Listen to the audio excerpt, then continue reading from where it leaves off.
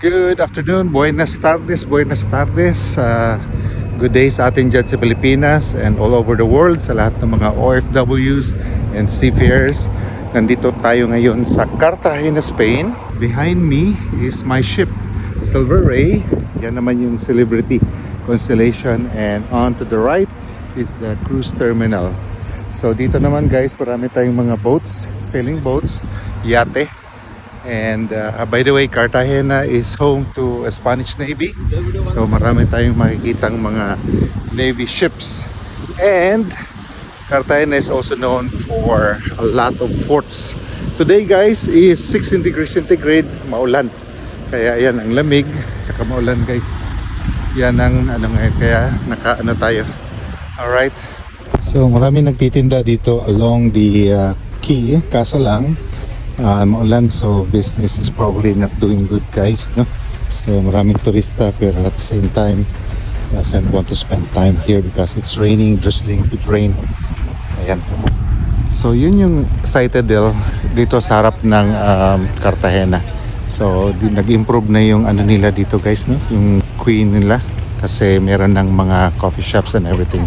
Saka nandyan pa rin yung mga palm trees nila. Maganda talaga.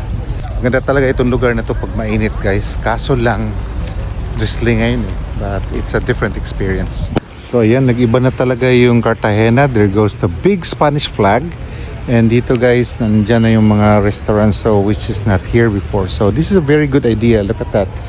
And they have a very nice dining experience. Punta tayo doon guys, and that's it. One of the highlights here in Cartagena is yung arena nila, the Roman arena, which is akyatin mo pa guys doon sa taas, no? Yan.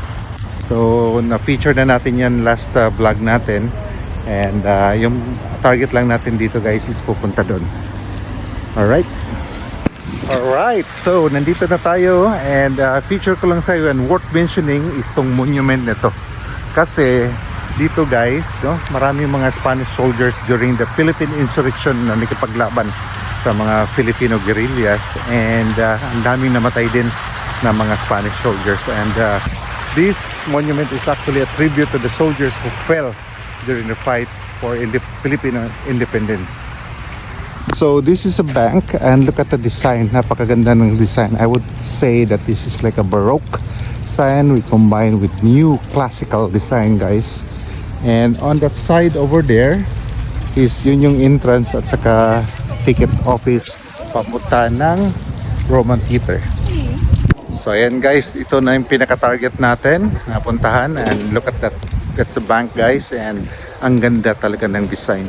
So dito naman marami kang makibili ng mga souvenirs, and if you got some of these like Spanish paypay, ayan, saka mga magnets and just about everything. Ayan, dami guys. Ito yung Spanish nila na and that cost like 790 euro. Yun yung paypay Spanish. It's very nice. So ayan na. Muchos gracias for watching, and I'll see you in the next one.